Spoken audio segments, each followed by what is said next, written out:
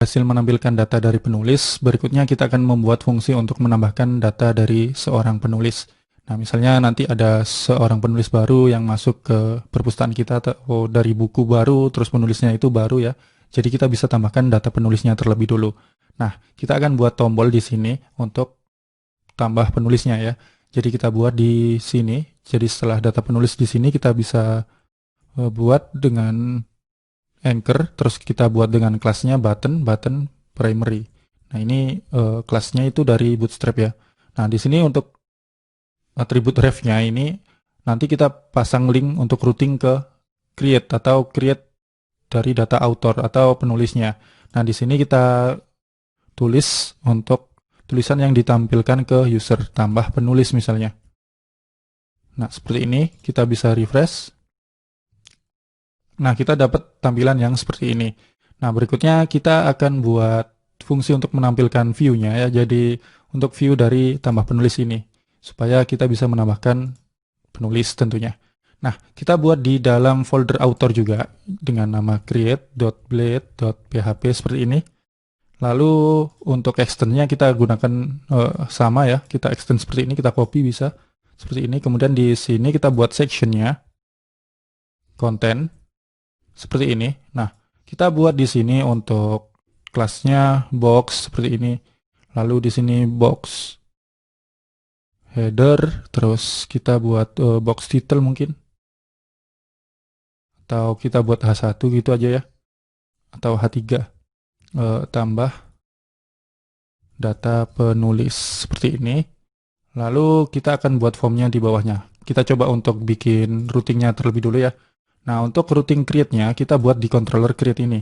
Kita bisa gunakan return, view, kemudian kita buat admin, author karena foldernya di author, kemudian nama filenya create seperti ini.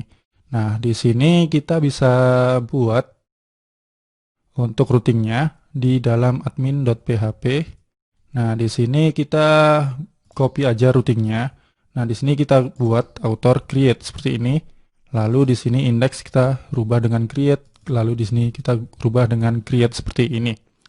Nah, kemudian berikutnya kita coba untuk jalankan ya. Jadi kita buat /create seperti ini.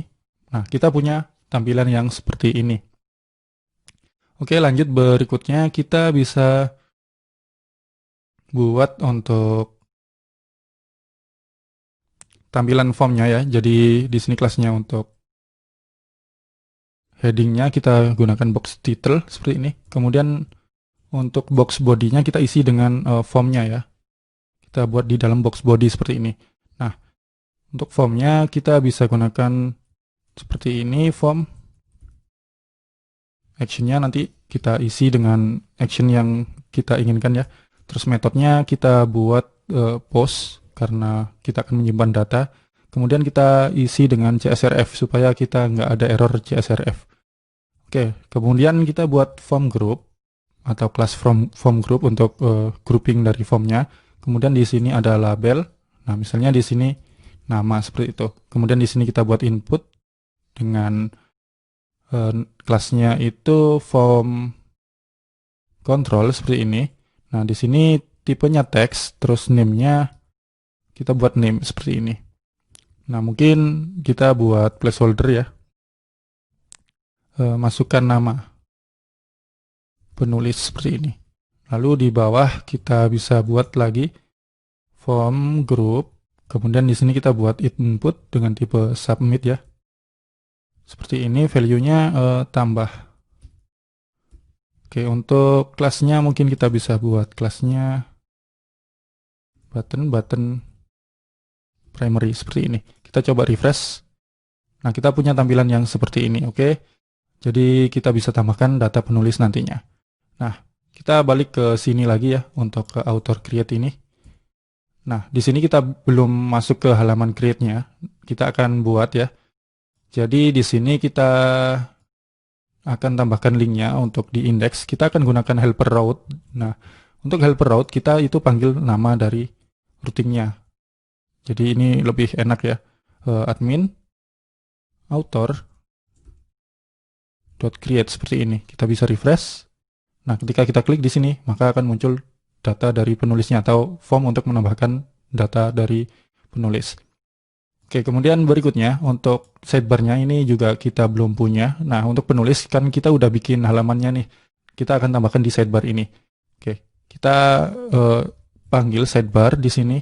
Nah, untuk penulis kita bisa gunakan route admin author.index seperti ini. Nah, kita simpan, kita refresh, kita masuk. Nah, kita masuk ke halaman penulis ini. Kemudian di sini tambah penulis. Nah, berikutnya untuk tambah penulis ini kita akan buat fungsinya supaya kita bisa menyimpan data dari penulis tersebut. Nah, di sini kita akan buat pada method store ini. Nah, di method store ini kita bisa panggil untuk modelnya author seperti ini.